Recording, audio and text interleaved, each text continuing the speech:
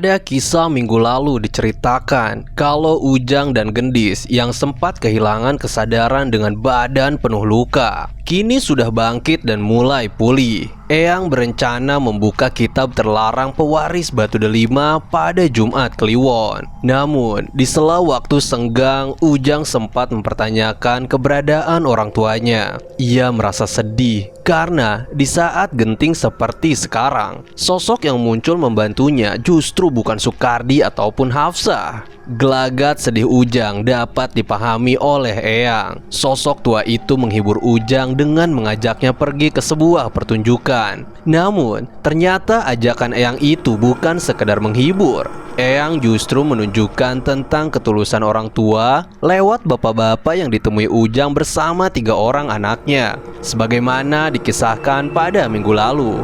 Dari situ, keluh kesah Ujang tentang orang tuanya terjawab sudah. Ujang sadar kalau dirinya sudah keliru menilai Sukardi dan Hafsah. Eyang juga menasehati Ujang untuk tidak berburuk sangka pada orang tua. Di tempat lain, pertemuan Gendis dengan Nyi Karsih pun diwarnai oleh kejadian-kejadian ajaib. Meski awalnya Gendis merasa kesal dikurung di kamar sepanjang waktu, namun akhirnya Gendis menyadari kekuatan Nyi Karsih dalam dunia ketabiban. Ini terlihat dari cara Nyi Karsih menyembuhkan luka patah tulang Gendis dengan merebusnya di dalam air menggolak. Dengan kekuatan supranaturalnya, Nyi Karsih mampu menyembuhkan tangan Gendis yang tulangnya sempat terlihat menonjol keluar. Dan ajaibnya, justru dengan direbus, tiba-tiba tulang-tulang yang menonjol itu dan semua kulit-kulit yang sobek pun kembali terbungkus tanpa bekas sedikit pun. Bahkan tak hanya itu, Gendis juga sangat terkejut saat mengetahui kalau Nyi Karsih menyimpan minyak langka yang hanya dimiliki orang-orang sakti dalam dunia ketabiban. Keunikan metode pengobatan yang ditunjukkan Nyi Karsih membuat Gendis akhirnya berlutut dan memohon agar dirinya diangkat menjadi murid Nyi Karsih. Nah, sekarang tinggal satu lagi sahabat Ujang yang lama tak terdengar kabarnya. Haha, siapa lagi kalau bukan Jaka? Cerita beralih ke pulau tempat persembunyian Sukardi dan 2 petapa gendeng. Di suatu pagi, Sukardi terlihat sedang membelah kayu bakar dengan kapaknya di depan gubuk. Sementara Hafsah memasak di dapur. Jaka yang terbaring di sebuah balai bambu akhirnya siuman setelah beberapa hari tak sadarkan diri. Berkat doa serta obat-obatan yang ditinggalkan Eyang, perlahan luka-luka yang bersarang di tubuh Jaka mulai membaik. Sama halnya seperti Gendis dan Tono, saat pertama membuka matanya, Jaka merasa asing dengan suasana sekitar. Ia bertanya-tanya sedang berada di mana. Jaka hanya ingat saat terakhir kali gelut di dimensi lain melawan Arka. Kenapa sekarang tiba-tiba ia terbaring di sebuah balai bambu? Lalu ia meraba seluruh badannya, memastikan kalau dirinya memang masih hidup. Jaka merasa aneh karena seingat dia ketika gelut dengan Arka, dirinya mendapatkan banyak serangan hingga mengalami luka di sebagian tubuhnya. Ada di mana aku sekarang? Kemana Ujang dan yang lainnya? Tanya Jaka dalam benaknya. Kemudian anak Ki Jamrong itu bangkit untuk melihat kondisi sekitar. Dari luar terdengar hentakan kapak Sukardi yang tengah membelah kayu bakar. Jaka mengendap-endap berjalan ke jendela dan mengintip Sukardi. Siapa dia? Rasa-rasanya wajah orang itu tak asing di mataku, gumam Jaka. Dari arah dapur terdengar suara irisan pisau, seperti sedang memotong sesuatu. Jaka pun mengecek ke dapur dengan berjalan tanpa suara. Di sana, ia melihat Hafsah sedang memasak jagung rebus sambil menjaga nyala api dalam tungku. Karena merasa trauma dengan pertempuran terakhir melawan Arka, Jaka pun mengira kalau dirinya saat ini sedang berada di tempat musuh. Pikirannya menerka-nerka. Sial, sepertinya Ujang dan yang lain sudah mati. Apa hanya aku yang masih hidup? Kata Jaka dalam hati. Ia pun berencana untuk kabur dari gubuk itu. Jaka kembali berjalan ke kamar dan keluar lewat lubang jendela, lalu kabur ke belakang gubuk. Hafsah yang sedang memasak pun mendengar langkah seseorang. Ia segera mengecek Jaka ke kamar. "Pak, Pak!" teriak Hafsah histeris. Sukardi yang mendengar teriakan Hafsah pun segera menghampiri. "Ada apa, Bu?" tanya Sukardi. "Anak itu, Pak, anak itu menghilang." Dengan sigapnya, Sukardi segera mengecek ke setiap sudut gubuk. Ia juga keluar dan mencari Jaka sampai ke belakang gubuk, tapi nihil. Jaka sudah tak terlihat. Sukardi pun kembali menemui Hafsah. "Sudah, Ibu tenang saja, dia tak akan kemana-mana," kata Sukardi menenangkan Hafsah. Kemudian Bapak Ujang itu keluar dan berteriak memanggil dua petapa gendeng yang sedang asik bersantai di atas pohon. "Rawing, Cakra, kemarilah sebentar." Dua petapa gendeng itu segera loncat dari ketinggian dan mendarat tepat di hadapan Sukardi. "Ada apa kau berteriak pagi-pagi begini?" tanya Rawing. "Jaka tak ada di kamar," ucap Sukardi. "Bagaimana bisa? Bukankah dia masih tak sadarkan diri?" tanya Cakra. Sukardi pun menceritakan kronologinya. Ia khawatir kalau Jaka diculik oleh penyusup. "Tenang Sukardi, tak akan ada yang bisa menembus dinding gaib di pulau ini kecuali orang-orang berilmu tinggi seperti Eyang," kata Cakra. Benar apa yang dikatakan Cakra. Lagi pula, aku tak merasakan aura penyusup sejak pagi tadi, sambung Rawing. Lalu Sukardi meminta Cakra untuk melacak keberadaan Jaka. Cakra pun duduk sila dan memejamkan matanya. Tak butuh waktu lama, Cakra langsung mendapatkan titik keberadaan Jaka. Dia tak akan bisa keluar dari pulau ini. Lagi pula kondisinya juga belum sepenuhnya sembuh. Mungkin ia hanya ingin menghirup udara pagi, ucap Cakra. Lalu tiba-tiba Rawing senyum-senyum sendiri. "Kenapa kau tersenyum, Rawing?" tanya Sukardi. "Bagaimana kalau kita berkenalan dengan anak itu?" sahut Rawing. Sukardi tak paham maksud sahabatnya itu. Rawing menatap Cakra dengan muka sedikit tengil. "Hahaha, aku mengerti. Itu ide bagus, Rawing. Mari kita berkenalan dengan anak itu," kata Cakra. "Apa-apaan ini? Jangan bersikap aneh. Apa maksud kalian berkenalan dengan anak itu?" tanya Sukardi kesal. "Sudahlah Sukardi, kau duduk manis saja. Aku dan Cakra akan mencari anak itu," ucap Rawing kemudian terbang bersama Cakra. Sementara itu, Jaka yang kabur dari gubuk masih terus berlari menerobos semak belukar, mencari jalan untuk keluar dari pulau misterius itu. Saking tergesa-gesanya, Jaka sampai terpeleset jatuh dari perbukitan dan terlempar ke pesisir pantai. Kakinya terkilir hingga ia merintih kesakitan. Melihat hamparan laut di depannya, Jaka baru sadar kalau dirinya sedang berada di sebuah pulau terpencil. "Ah, sial, bagaimana caranya aku bisa keluar dari tempat ini?" keluh Jaka sambil mengelus-ngelus kakinya yang terkilir.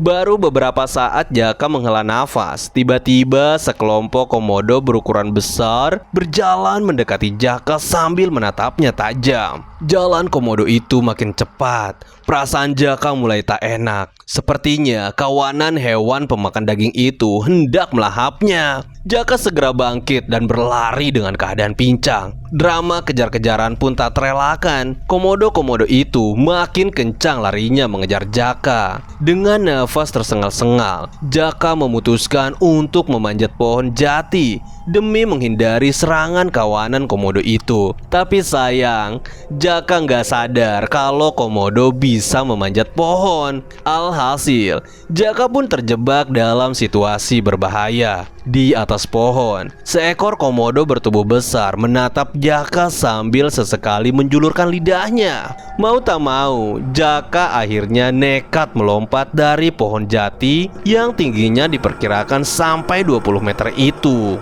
Jaka mendarat dengan posisi tangan menahan badannya. Krek! Pergelangan tangan Jaka pun patah. Sakit sekali. Komodo yang lainnya pun kembali memangsa Jaka dan hendak menerkamnya. Namun, ketika mulut komodo itu hampir meraih kaki Jaka, tiba-tiba ada seseorang melemparkan batu ke arah komodo itu dan tepat mengenai kepalanya. plak. Seketika kawanan komodo itu pun bubar ketakutan. Jaka yang masih meringkih kesakitan pun mencari tahu siapa yang melempar batu tersebut. Tapi Jaka tak melihat siapapun di sana. Jangan-jangan yang melempar batu itu penghuni gubuk tadi. Aku harus segera lari, kata Jaka menerka-nerka. Ia pun lari, meski kaki dan tangannya sudah terkilir. Bagaimanapun, Jaka tak ingin disandra oleh pihak musuh. Padahal dia sendiri belum tahu betul siapa penghuni gubuk tadi. Jaka memang sedikit terburu-buru menilai Sukardi dan Hafsah yang ia lihat di gubuk. Mungkin pertarungan dengan Arka yang membuat dirinya trauma. Jaka pun berjalan ngesot ke dalam hutan. Dari kejauhan, Jaka mencium bau asap, seperti ada orang yang sedang membakar kayu. Ia pun segera mencari sumber asap itu. Beberapa saat kemudian, Jaka melihat dua orang lelaki yang sedang tertawa-tawa sambil membakar seekor burung. Ternyata dari sana asap itu muncul. Sekilas Jaka memperhatikan dua lelaki tersebut. Matanya merasa tak asing. Ia coba mendekati sambil mengendap-endap. Tanpa diduga, ternyata dua lelaki itu adalah Ujang dan Tono. Kenapa mereka ada di sini? Bukankah keduanya sedang terpisah di tempat yang berbeda? Jaka mencoba bangkit dan berjalan mendekati dua sahabatnya itu. Ujang, Tono, syukurlah kalian ada di sini. Dari tadi aku mencari kalian, kata Jaka. Ujang dan Tono pun menoleh ke arah Jaka. Hei kawan, lama sekali kita tak jumpa, sambut Ujang. Keduanya terlihat tak begitu mempedulikan Jaka yang jalannya pincang. Kebetulan kami sedang membakar burung gagak hasil buruan. Kemarilah kita makan dulu, sambung Tono.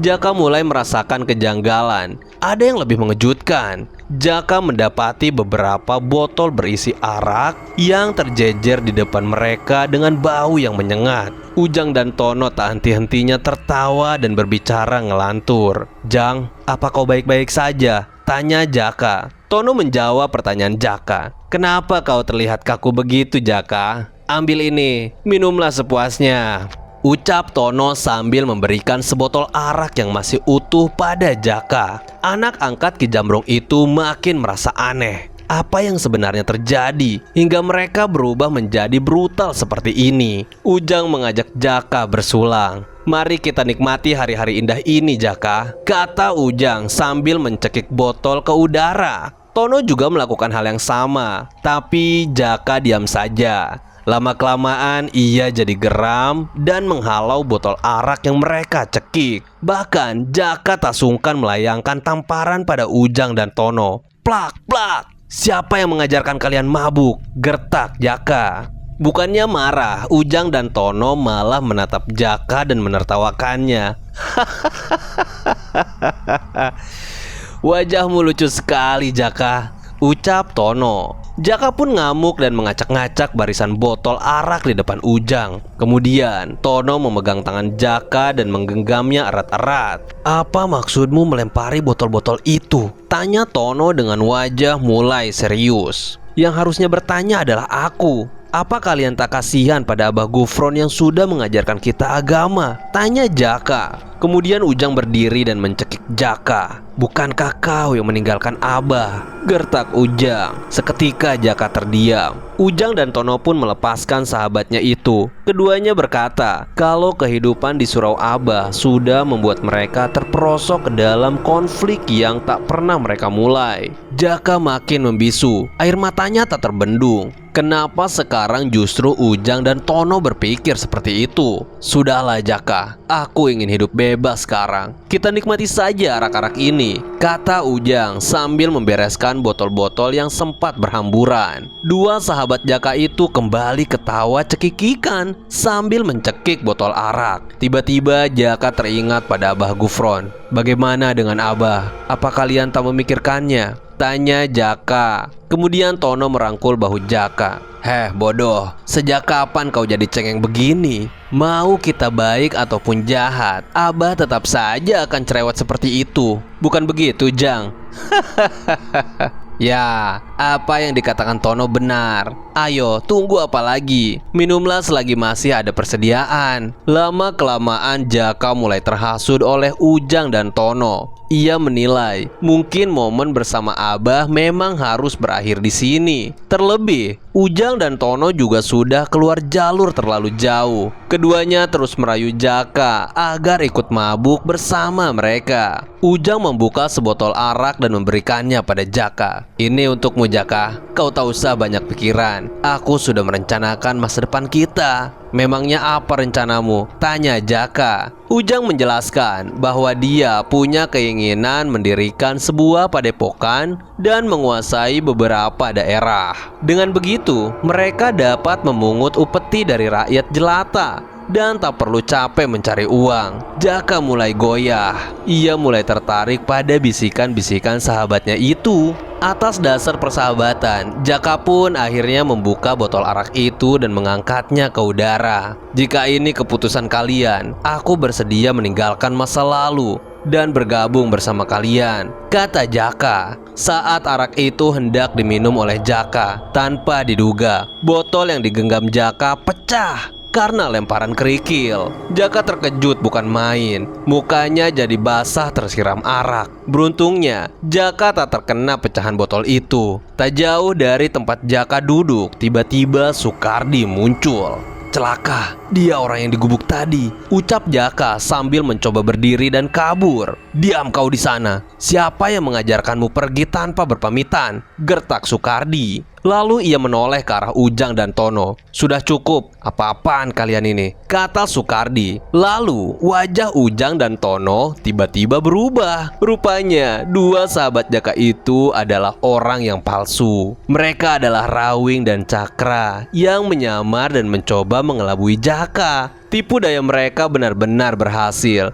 Bahkan kalau Sukardi nggak datang, bisa saja Jaka menenggak arak itu. Rawing dan Cakra terbahak-bahak menertawai Jaka yang terlihat bodoh. Jaka sama sekali tak mengerti maksud semua ini. Tenang saja Sukardi, itu bukan arak sungguhan. Kami hanya ingin berkenalan dengan anak ini. Lalu Rawing dan Cakra menilai kalau Jaka perlu ditatar lebih keras. Pasalnya, anak angkat Ki Jamrong itu memiliki intuisi yang sangat lemah. Naluri bertarungnya pun tak begitu kuat. Jaka bahkan tak mengenal dua sahabatnya sendiri yang tak mungkin berkhianat pada Abah Gufron. Mestinya sejak awal Jaka sudah bisa membedakan apakah yang ia temui itu benar-benar Ujang dan Tono. Ya, di antara tiga murid Abah, Jaka memang sedikit tertinggal. Ia tak memiliki naluri bertarung setajam Tono. Jaka juga nggak punya kekuatan khusus seperti Ujang. Dari kejadian ini, kita jadi paham kenapa Eyang menyerahkan Jaka pada Sukardi dan dua petapa gendeng. Karena sepertinya satu orang saja tak akan cukup untuk mendidik seorang Jaka dalam waktu singkat. Rawing, Cakra, sepertinya kita punya PR besar, kata Sukardi. Pantas saja Arka mengincarmu. Rupanya kau memang mudah dikelabui, ucap Rawing. Hei, apa maksud perkataanmu? Jaka merasa tak senang dengan perkataan Rawing. Cukup, tak usah banyak bicara. Kita lanjutkan obrolan kita di gubuk, perintah Sukardi. Tidak, kenapa aku harus ikut perintahmu? Aku akan pergi dari tempat ini, kata Jaka sambil berdiri dan berjalan meninggalkan mereka. Sukardi langsung geleng-geleng kepala melihat sikap Jaka yang susah diatur. Wah, kelihatannya teman kita mulai emosi menghadapi bocah itu, sentil Rawing sambil tertawa. Diam kau Rawing, lakukan tugasmu. Kutunggu kalian berdua di gubuk, pungkas Sukardi. Rawing segera mendekati Jaka yang berjalan perlahan karena kakinya terkilir.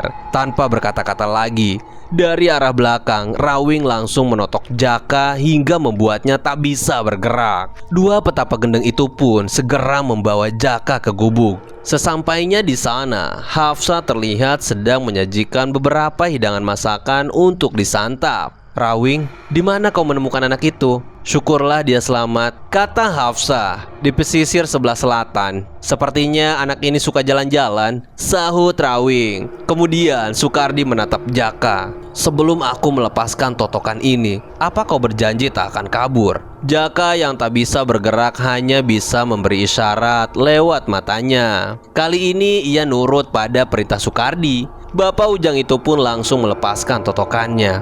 Hafsah memberinya sepiring makanan sambil tersenyum ramah. "Ayo dimakan, kamu baru sembuh. Harus banyak makan." Jaka mulai mengalihkan rasa curiganya. Sepertinya orang-orang di tempat itu tidaklah jahat. Ia pun melahap hidangan yang dimasak Hafsah. Rawing dan Cakra pun ikut makan di sana. Usai makan, Jaka mulai bertanya lagi tentang siapa sebenarnya mereka ini dan apa urusannya dengan Jaka. "Namaku Sukardi. Aku adalah Bapak Ujang, dan wanita yang masakannya kau makan tadi adalah Ibu Ujang," ucap Sukardi mengenalkan diri. Jaka terkejut. Kenapa dirinya bisa ada bersama mereka? Sementara Ujang sendiri sejak tadi tak terlihat batang hidungnya. Sukardi pun menjelaskan awal mula Jaka bisa ada di pulau terpencil itu. "Jadi kalian yang menyelamatkan kami dari dimensi gaib?" tanya Jaka. Ia jadi malu setelah mengetahui semuanya. Tapi Sukardi coba memahami Jaka yang terlihat mengalami trauma. "Kalau begitu, aku minta maaf. Kupikir kalian adalah musuh yang menyandraku." "Lalu siapa dua orang aneh ini?" tanya Jaka sambil menunjuk Rawing dan Cakra. "Kau bilang apa barusan?" Rawing langsung emosi. Sukardi menahannya. "Mereka adalah dua petapa gendeng. Namanya Rawing dan Cakra. Kedepannya kau akan sering bertarung dengan mereka," kata Sukardi. "Apa maksudmu bertarung?" tanya Jaka. "Nanti kau akan tahu sendiri." Jaka pun lantas menanyakan kenapa mereka menyamar menjadi Ujang dan Tono. Kali ini Cakra yang angkat bicara. "Anggap saja itu ujian masuk kelas. Kau terlalu lemah, Jaka. Banyak hal yang harus kau perbaiki." Cakra menjelaskan kalau dirinya dan Rawing sengaja menyamar menjadi Ujang dan Tono untuk menguji sejauh mana kepekaan Jaka pada dua sahabatnya. Selain itu, dua petapa gendeng juga ingin tahu sampai mana kesetiaan Jaka memegang teguh aturan agama yang sudah diajarkan Abah pada dirinya. Seketika Jaka tertunduk malu. "Kau harus ingat, Jaka, bukan begitu cara berteman yang baik. Harusnya kau mengingatkan, bukan ikut-ikutan," ucap Cakra. Kemudian Sukardi menceritakan tentang kondisi sahabat-sahabatnya yang mengalami nasib sama seperti dirinya. Ujang, Tono, dan Gendis pun diasingkan ke tempat-tempat yang berbeda. Tujuannya hanya satu, yakni mengikuti perintah Eyang Teja untuk menyembunyikan mereka dari kejaran kelompok rimba. Jaka seperti tak asing mendengar nama Eyang Teja. Lalu ia teringat pada sosok kakek tua yang pernah datang ke surau menemui Abah Gufron. Jaka sedikit bingung, tapi kali ini ia memilih diam dan terus menyimak Sukardi. Selain bersembunyi dari kejaran musuh, Sukardi juga memerintahkan Jaka agar mau berlatih ilmu bela diri dengan dua petapa gendeng. "Bu, tolong obati kaki Jaka yang terkilir. Dia harus segera berlatih," kata Sukardi. Tiba-tiba mata Jaka jadi berkaca-kaca. Wajahnya nampak sedih. Rupanya ia teringat pada Ki Jambrong, bapak angkatnya. Sukardi langsung paham dengan apa yang dipikirkan Jaka. "Jaka, kalau kau ingin segera melihatnya sembuh, kau harus bangkit dari situasi ini," pungkas Sukardi. Demikian kisah Ujang kali ini. Terima kasih sudah menonton. Jangan lupa untuk subscribe. Salam Tilas Tapa.